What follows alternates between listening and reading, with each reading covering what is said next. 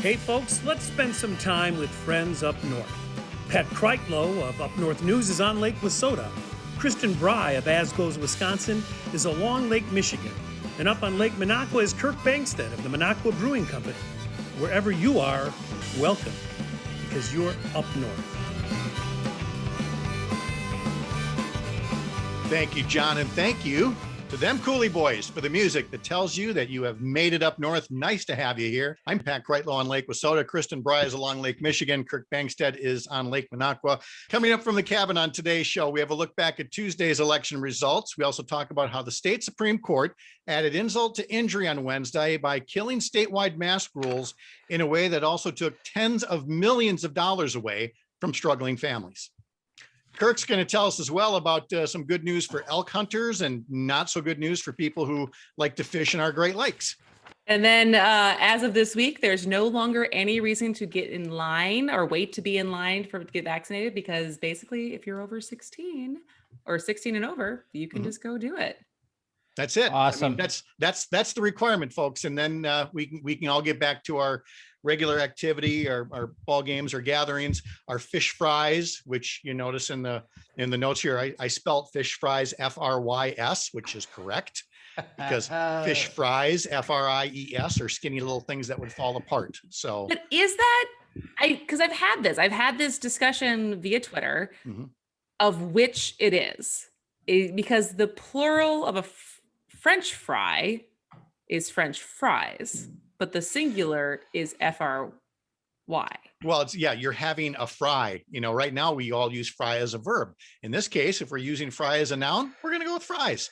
Why? Because, Noah Webster is not here, or Merriam-Webster. I feel like this is a backwards Wisconsin thing that just be like, well, this is how we spell it. So we just do what this we is how we want. spell it. This is how we do it. And what's more important is that we just get back to them, because it doesn't matter if you miss your walleye, your haddock, your cod, your perch, or apparently, Kirk, fake perch is a thing. Oh yeah. Okay. So obviously fish fry was like my world for like the last 6 years. Like we had to have a fish fry. As a brew pub, you can't have a fish fry. You can't not have a fish fry in Wisconsin. So I found out that everyone wants perch, because that's what Wisconsinites, that's like the gold standard of fish fry. And walleye is like, some people would prefer walleye, but a lot of perch, walleye is like number one, number two. So I was like, well, and my food guy was like, well, if you want real perch, it's going to cost you like a ton of money. And I'm like, well, how is everybody else getting away with charging less than $20 a plate for perch? And like, well, they're using European Zander for perch or walleye. What? It's called European Zander. Sure. And it's a flaky whitefish from like the Mediterranean that's taken out of like Turkey and frozen and shipped over here. And so I'm just telling you right now, this is like the little secret restaurant secret. If you're spending anything less than $20 a fish fry, you're probably eating European Zander instead of perch. And not perch. But only if you're ordering perch. Right. I mean, is there fake walleye? If you order cod, cod's cheaper and so is pollock. Pollock is like the disaster of a fish, but it's still whitefish. It's like McDonald's fish sticks are made out of pollock. So that's real, even though it's not great. I'm just glad to get back to and whatever it is. For us, it's the Edge over on Lake Wissota. Just fantastic fish on Fridays. Cannot wait to get back. So you have not gone at all? Because I would say a lot of places, at least I'm down in, like you said, on Lake Michigan, like there's places as long as you wear your mask and stuff. So you have not gone to a fish fry in over a year? Have not. Nope. Wow. I have been a good boy and tried to behave myself, and that's going to come to an end real soon. With that, we'll turn our attention to something else I would like to do real soon, and that's go to a Brewers game. Brewers season is finally underway. They won the season opener against the Twins, then a few losses, and now the Cubs are coming next week to American Family Field.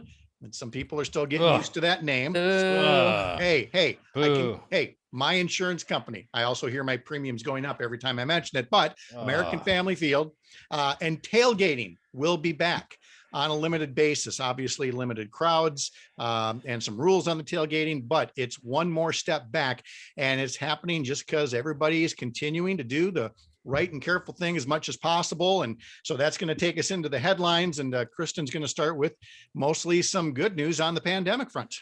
Yeah, so the good news is, as of Monday, 2 days ago, if you are 16 or older, you live in Wisconsin, you can go get a vaccine. So it's nothing about your BMI, it's nothing about your age, it's Your nothing about occupation, your no. occupation. It's literally, if you can have your driver's license, you can have a vaccine. And so I know that there's some places that it's easier to get than others, but basically Walgreens, CVS, Pick and Say, like some of the Kroger places, Costco, like there are so many different places that you can call, and they have websites set up to get a vaccine, but also your health systems. I know that the Wisconsin Center in Milwaukee, obviously for some people that could be a drive, but basically if you're a Wisconsin resident, you can go there and get a vaccine. So they are becoming readily available and are available for everyone 16 and older. Right. So and the availability, bounces up and down.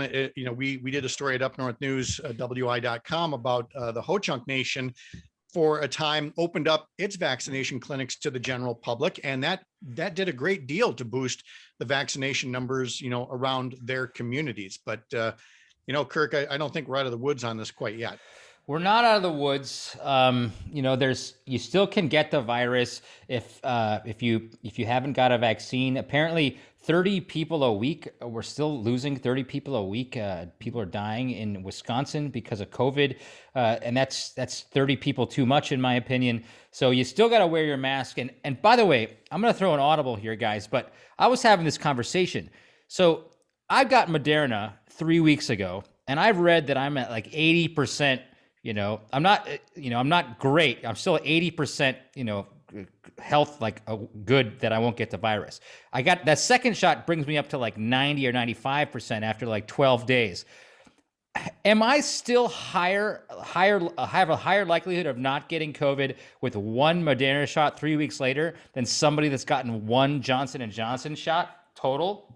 Well, let's first put out the disclaimer that the three people and the invisible producer that you see on your screen, if you're watching this podcast, are not medical doctors. And if you can hear the sound of our voices, we are not medical doctors. And so the correct Did I just break a rule? Did I just break a rule? The correct answer to your question, Kirk, is I don't know. Just go get your shot. This is not tough. Okay. There was somebody who was very instrumental in helping get those shots prepared for us. And so I really want to recommend to folks the Washington Post write-up of Andrea Palm, who is getting the last laugh as Wisconsin is now a national leader in vaccinations. She planned it for the long run. Lots of small community vaccination centers for rural Wisconsin instead of a handful of mega centers.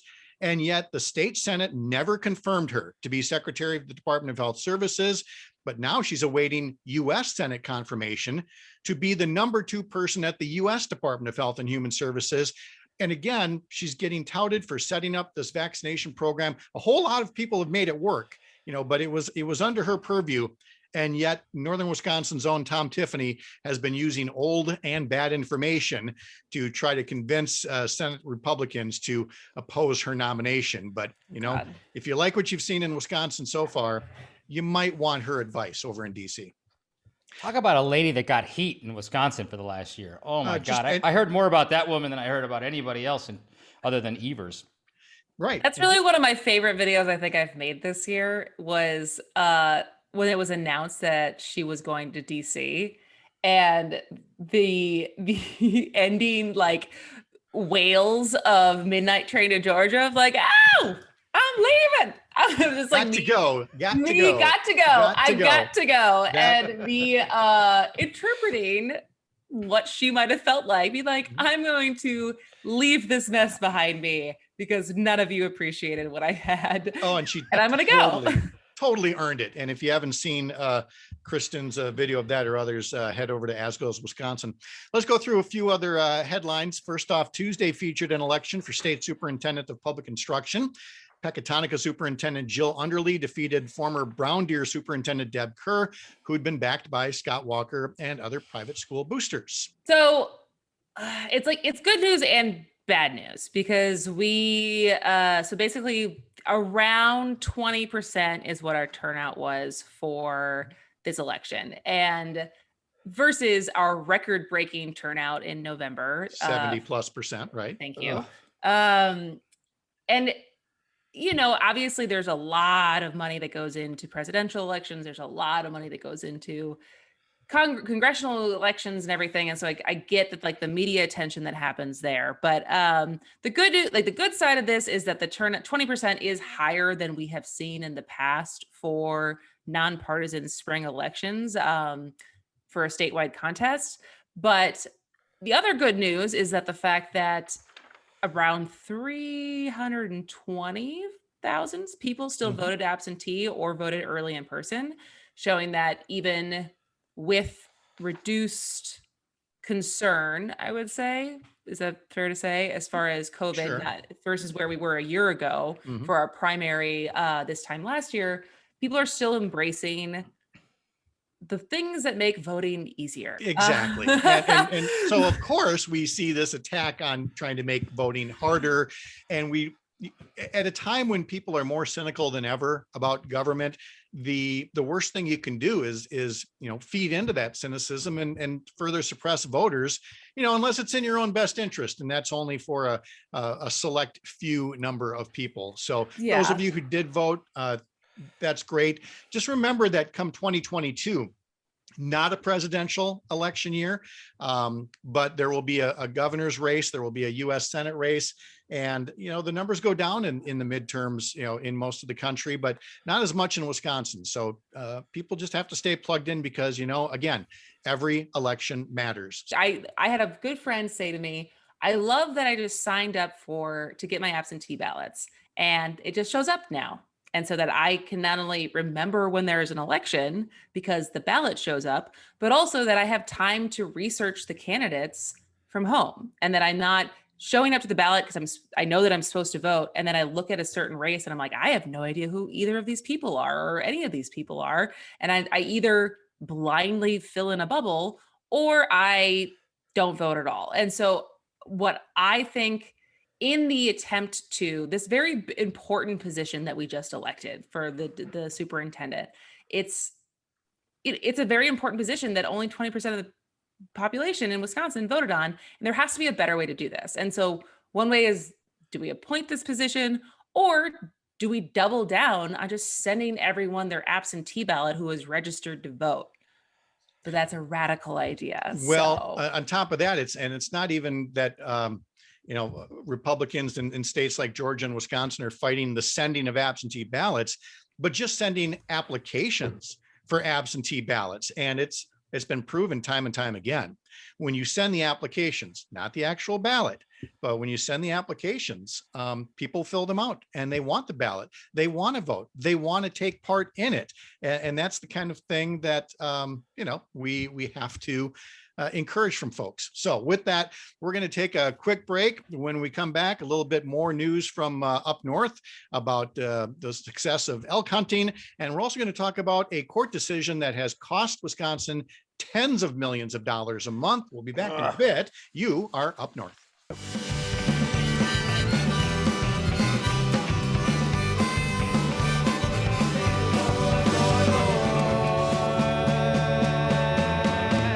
Let me die. This is the part of the program where we take a moment to engage in some shameless self-promotion. And since this whole podcast was Kirk's idea, why wouldn't we take a moment and let the man talk about what's new at the Minocqua Brewing Company? Kirk, what's happening? Thanks, Pat. So I just wanted to say a few things. 5% of all the profits of Progressive beer go to our super PAC. When I say Progressive beer, we're selling Biden beer, Kamala, Bernie Brew, and Fair Maps IPA. And 5% of all that money goes to our super PAC, which we lovingly refer to as dark money meant for good. And right now we're focused on gerrymandering, because with gerrymandering, we get legislators like Rob Swearingen and Tom Tiffany who live in the Northwoods, but side with the pollution lobby over its citizens because they know they're going to get reelected no matter what they do. Gerrymandering allows the legislature to never meet and instead just sue our governor because they know that they can't get voted out of office for being lazy. We made a Fair Maps IPA to educate people about this problem and are investing heavily in phone banking, radio ads, and billboards to keep this issue out front and center. So if you'd like to support this effort, please buy our beer, buy our t-shirts, or donate straight to the Super PAC. You can find out how to do all that stuff by going to our website, which is www.minocquabrewingcompany.com. All right. Thank you, Kirk. Kristin, let's get in a plug for what folks can find at As Goes Wisconsin these days. As Goes Wisconsin is a social media videos on TikTok, Twitter, Instagram, and Facebook that are always 60 seconds or less, that take everything that is headlines, history, comedy, and Wisconsin. So basically trying to make the super complicated super not by telling you what's going on and also making you feel good about being from or living currently in Wisconsin. And so you can find that at As Goes Wisconsin on any of the social medias you find yourself on. All right. And as managing editor of Up North News, a digital newsroom you can find at upnorthnewswi.com or Up North News WI on social media. Don't forget the WI. This is the part where I add that the Up North podcast is not a production of Up North News, but if our little show here gets you to support any of the daytime jobs you just heard about, isn't that a win-win for all of us here? We also want to thank Devil's Advocates Radio, where we air live on Wednesdays at 7 p.m. And the Up North podcast is made possible by Sitecast, a leading nationally recognized website solutions firm based in the Northwoods of Wisconsin, because, hey, nerds live up north too.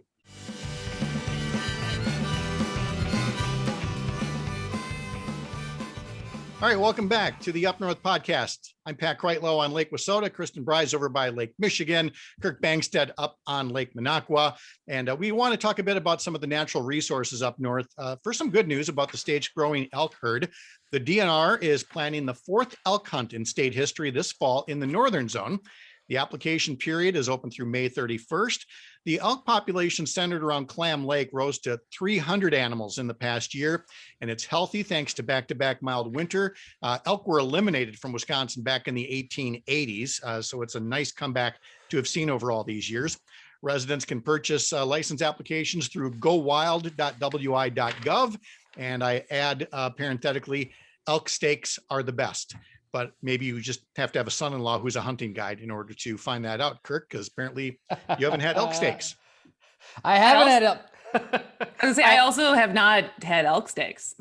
See, when I heard this, I was like, I mean, I believe that they're probably really good, but I'm like, are they really the best? Because the best steaks for me are the ones with like they massage the cow, like the fat of the cow, and so you have all that like real juicy meat like Wagyu or whatever.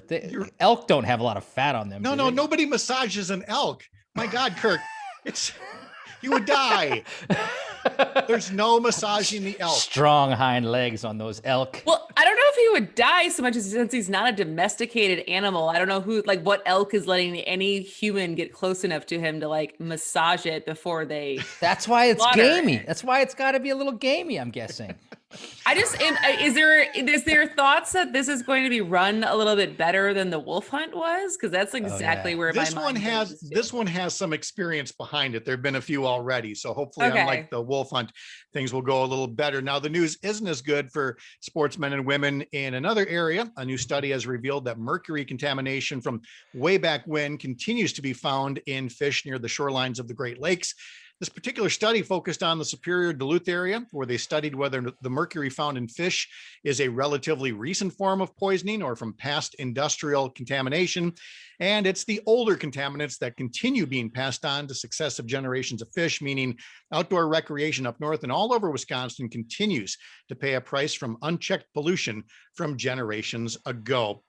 And that takes us into a story we don't have nearly enough time to get into, but that is how Wisconsin Manufacturers and Commerce continues going to court, trying to stop the Wisconsin Department of Natural Resources from looking for things like, pollution from so-called forever chemicals, also known as PFAS. Now, a judge is letting the testing resume, but saying the DNR can't make public its results. So the job is still being only halfway done, and it seems a little odd to believe that that's what most businesses in the state want, is for their big business lobby to make it harder to find and clean up pollution. You're up north. We'll be right back.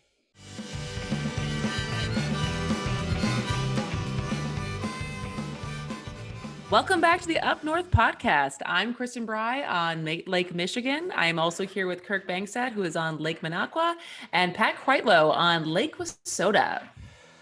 All right, Kristin. So I wanted to talk about this issue. We just heard from the Milwaukee Journal-Sentinel this week that because the state Supreme Court overturned the emergency mask mandate on March 31st or March 30th, as opposed to April 1st, that somehow that technically makes us not able to get, I think, around $40 million of emergency food share. It's otherwise known as food stamps or nutritional benefits that struggling families in Wisconsin need. So let's unpack that a little bit.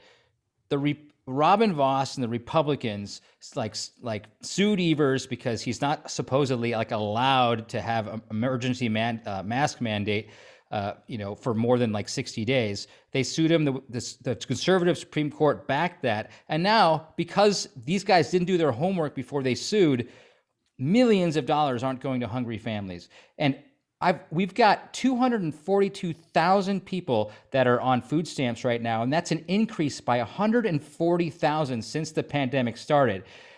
If a low-income senior citizens who were earning $204 per month now stand to only get $16 per month for food stuff, for food stamps. So, guys, this is crazy. What's going on here? But Mike, this story broke back when the attempt from was it Pat? You can probably tell us this, but it was either the state Senate that did pass overriding the mask mandate, or it was the Assembly that overrode it. But then 2 days later, the Journal-Sentinel broke the story. It was basically one chamber passed it, and then the other chamber decided, let's maybe hold back because this story broke, because it was we're going to lose out on a lot of money. Exactly. And so it's they knew that this is not news. We already found this out back in January. Right. But what we learned on late Wednesday from the state Supreme Court ruling as it did on March 31st,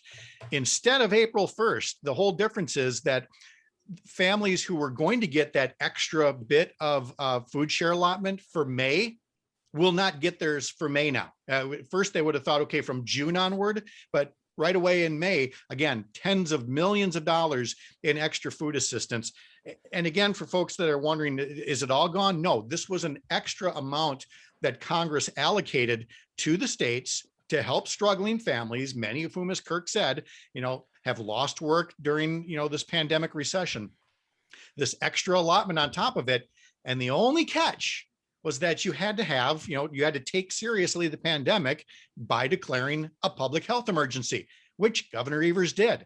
But Republicans and others took him to court repeatedly over what I think is one of the flimsiest legal premises that you could want, is that you can't, in their mind, declare a second and third emergency for the same pandemic.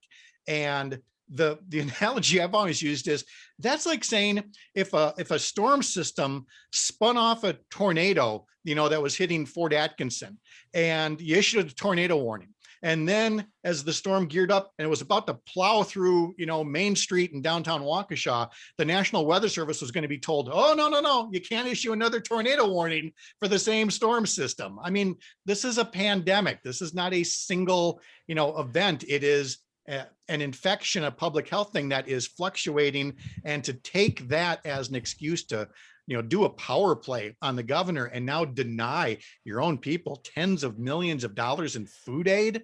I mean, it really says something about what you said, Kirk, earlier about when you're gerrymandered, when you have that kind of security, you don't have to care if people go hungry. But Pat, so this is the thing, all that the Republican majority has to do is get together and meet and pass another security measure from the legislators' point of view. They just have to show up to work and pass a bill to reinstate this emergency, to bring back this money. But they refuse to do it because that would give, in their minds, Governor Evers a win, or at least validate that they also agree that it's an emergency. They're willing to let Wisconsinites go hungry in order to beat Governor Evers in politics. That's what's happening here. Well, it's a long running culture, if you will, of blaming the poor for being poor. This is a state, one of the few states left that has not accepted the Medicaid expansion money to strengthen Badger care and cover more people, because the Assembly Speaker, Robin Vos, has referred to Medicaid as welfare. This is the same Speaker Vos and Republicans who have kept Wisconsin's minimum wage at the same level for over a decade, saying that there are plenty of job openings. In other words, what they want then is, for people to essentially be indentured, that you will work for any wage, no matter how crappy, any conditions, no matter how crappy, because it's the people with the money, the employers, who should be ruling the roost. And that's why you have organizations like Wisconsin Manufacturers and Commerce becoming so ballsy they can protect polluters and fight cleaning it up. It's very much what's his name? He was here for a while. The former guy, Scott Walker, used to say, we're open for business. Forget his name. We are still very much, open for business in terms of the way the legislature is choosing, the big business class over small hometown businesses, workers, and customers. Kristin. Yeah, to be fair, this is exactly what Voss also tweeted out this morning. As far as the withholding, unless you play with my politics, and this is, I had sent this out this morning being like, for a nonpartisan election. Oh, we're talking about the state superintendent election. Yes. Yeah, as far as what do you hold, as for someone for someone who only represents 60,000 people, it's very, very powerful. And he basically said this morning, based on Jill Underly, who had been backed by Democrats, her winning superintendent, he was like, I refuse to give another nickel schools any more money because of this win. And it's the same thing as because this mask mandate infringes on people's liberties, I don't care that people who need these benefits aren't going to get them. All right. So Robin Vos is willing to let people go hungry to beat Evers. He's willing to not fund public schools to beat Evers. He's got apparently control of the money, but guess where a lot of money is going? To our legislators who aren't meeting at all. So our legislators all make $53,000 a year, and they have claimed over $500,000 in per diem, which is like your daily expenses that are incurred while you're working. So seemingly, if you're going to incur $500,000 in your Quiznos sub and your Diet Coke and some gas mileage to get to the Capitol, you're going to be actually working. Well, this goes along with gerrymandering, and this goes along with them picking fights and suing our governor. Our legislature didn't meet for 8 months during the pandemic. From April through the election in November, they did not meet. When we had the riots and the shootings in Kenosha, and when we had other gun violence happening in Wisconsin, Evers called 2 special sessions on gun reform and police reform. They gavelled in and they gavelled out. Less than 1 minute in session for those 2 very important things, which greatly affected many Wisconsinites. Now, and instead of passing bills to help the citizens of Wisconsin, they sued our governor at 3 different times. First, they forced us to vote in April in a pandemic when we easily could have voted. We didn't know. We thought this was the plague coming. They ended the mandate to reopen government in May, right before Memorial Day, which threw us into a Wild West with no rules. And then finally, they sued to end this mask mandate. So, in short, what they're trying to do is, in my mind, is make life as miserable as possible for Wisconsinites, because we have a Democratic governor, and people who aren't paying attention are going to blame our governor for how miserable they are, so that they can win in 2022. So instead of the open for business sign that used to be coming in, if I'm hearing you correctly, as you put it, maybe that it should be, we've been making life miserable for people since 2011. Yeah. Maybe that's the new slogan. Run with that, guys. Throw that on your lawn signs. That'll be outstanding. I do want to say, Kirk, because I did a video on this, and to be fair, this is both sides. 3 out of the 4 top spenders were Democrats. Oh, talking about per diems. Sure. Yeah, we're talking about per diem. So if we're leading in with the per diem thing, let's let the former legislator weigh in on that one over here. Yes, and I think this because I think a lot of us saw the same thing, right? You're like, why did you spend almost as much as you did in 2018? Because I think it was like 800,000 ish in 2018 in a year that you didn't meet. Because I had the same reaction, and I think the rules are basically like you don't have to show receipts. No, you don't. And this is not a partisan thing, right? This is because, well, Scott Fitzgerald was number one, but the next 3 people were Democrats, and one was Janet Bewley, who has transportation costs, and has very bad broadband. Before that, it was Bob Jauch. Before that, it was Gary Sherman, and somewhere mixed in all that was Pat Kreitlow making the drive from Chippewa Falls once or twice a week. And there's a big difference in getting a per diem for coming down and putting your feet up on your desk, coming down to Madison and doing constituent service work, a lot of which folks just don't see at all, and people coming down and actually being in session. And so Kirk's point is spot on about them not being in session, about them not doing they're lawmakers. They weren't making any laws. They weren't taking away any laws for people that talk about, killing regulations. So they weren't really doing anything for that money. And I dare say from my own experiences, you no doubt had a lot of Democratic lawmakers there, some of whom I served with, that were doing, fine work, trying to help people negotiate through the system or solve this problem or that problem. And you had a lot of others where, your message might get returned. It might not get returned.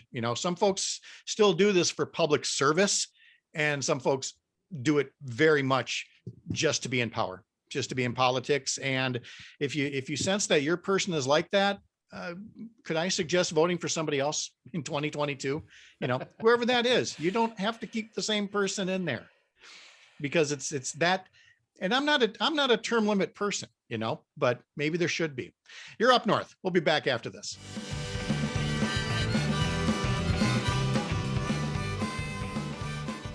Welcome back to the Up North podcast. I'm Pat Kreitlow on Lake Wissota. Kristin Bry is along Lake Michigan. Kirk Bangstead is on Lake Minocqua. Coming up in just a moment, is Aaron Rodgers in jeopardy of being fabulous on your TV every day?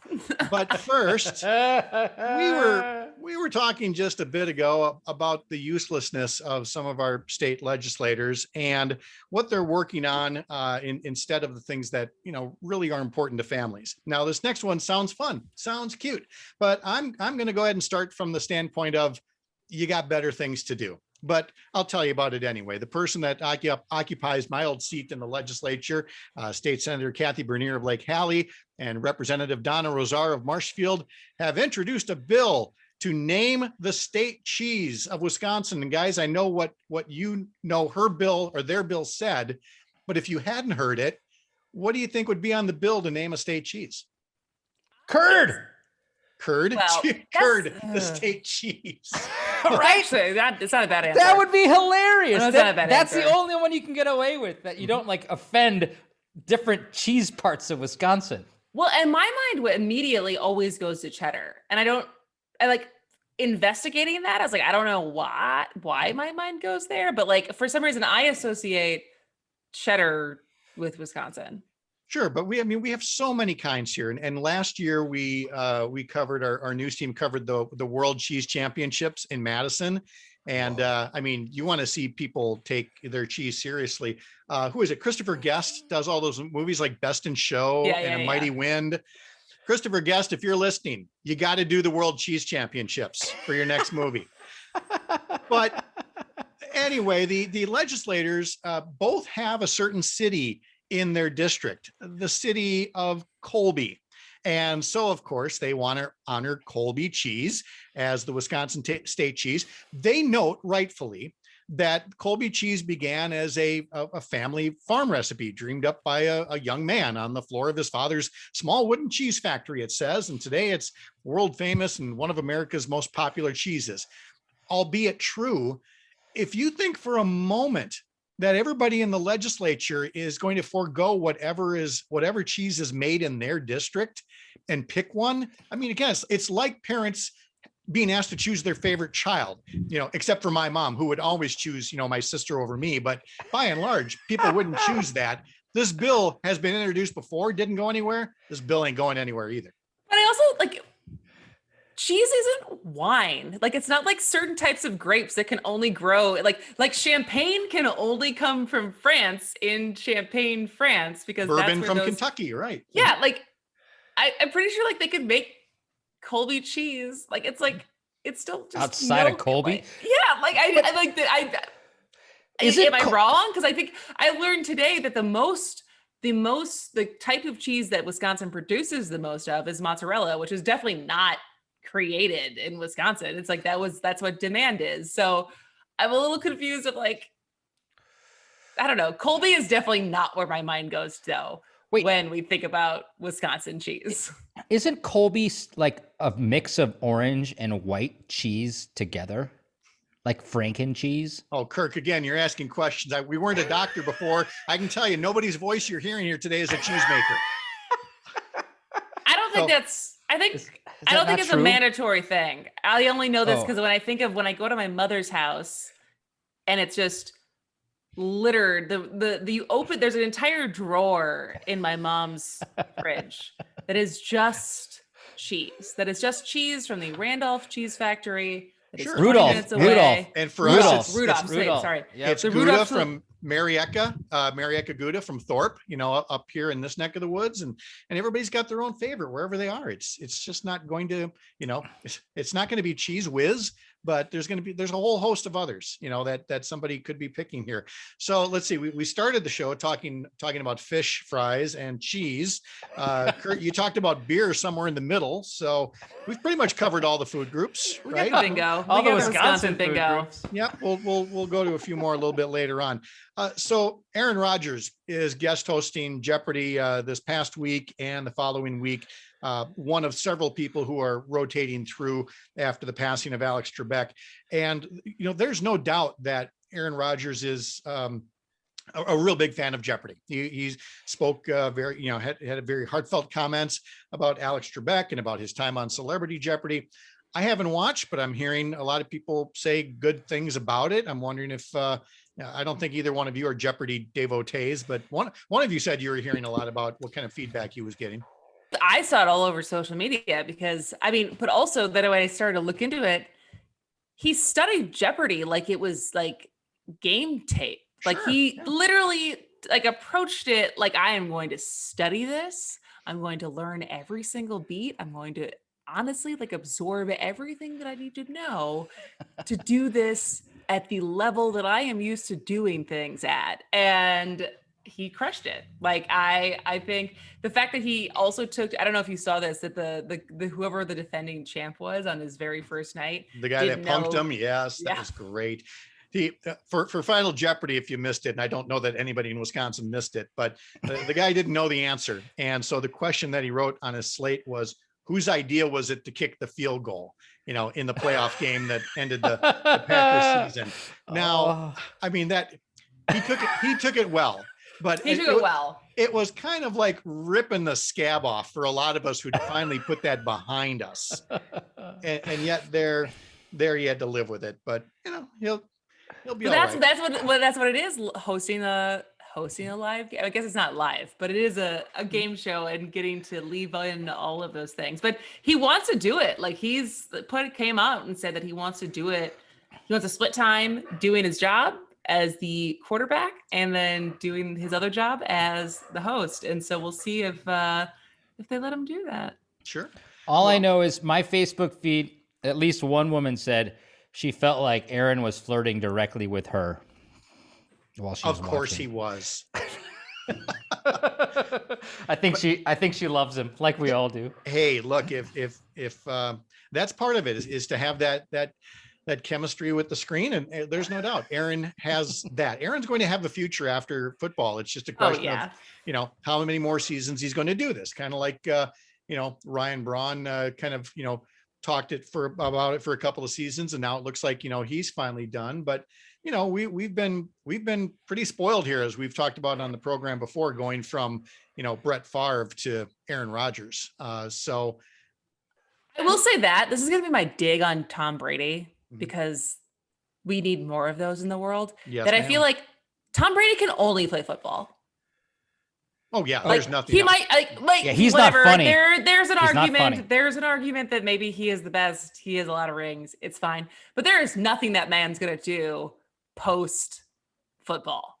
Aaron Rodgers, lots of things. The world is his oyster, and I think that's great. And he just won MVP, so he's still got a couple years with us, anyways. Yeah, Nice. if he wants it, he can no doubt do it. So. Well, looking ahead here, as mentioned before, the Cubs are coming to American Family Field Monday, Tuesday, Wednesday. Tailgating is coming back. And, Kirk, I wanted to ask you, being up in the Minocqua area, which, of course, made its bones, with all kinds of tourists from the Chicago area coming up there. What is that like, in the minute and a half that we have left here? What's that like, being in a place that is so split, Brewers and Cubs fans during the summertime? Is it annoying? Is it fun? What's it like?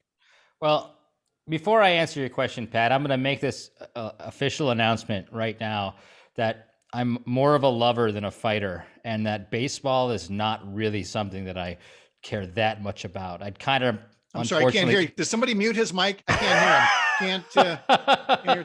Oh wait, there you are. You're back. I rather watch a Mahler symphony than watch 3 hours worth of baseball. However, owning a brew pub, you could not avoid baseball, and we had it on at the bar. And it's about 50-50 up in Minocqua. There's, it's the Cubs are big there, and because we got about half of our population, our own lake homes, are from Illinois. So there was no animosity whatsoever. The drunk Wisconsinites were pretty happy with the drunk Cubs fans. In other words, they're bringing the money still.